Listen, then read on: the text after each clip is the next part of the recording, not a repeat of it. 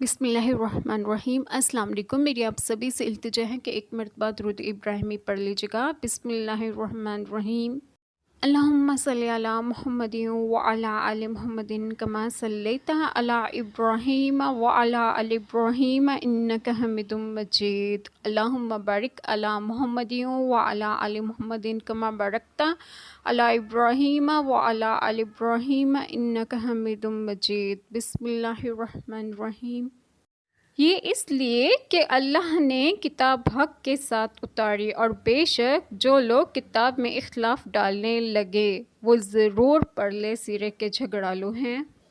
بسم اللہ الرحمن الرحیم۔ آج جو بات میں آپ لوگوں سے ڈسکس کروں گی وہ یہ ہے شان نزول۔ یہ آیت یہود کے حق میں نازل ہوئی کہ انہوں نے تورات میں اختلاف کیا، بعض نے اس کو حق کہا، بعض نے باطل، بعض نے غلط تعویلیں کی، بعض نے تحریفیں۔ ایک قول یہ ہے کہ یہ آیت مشرکین کے حق میں نازل ہوئی۔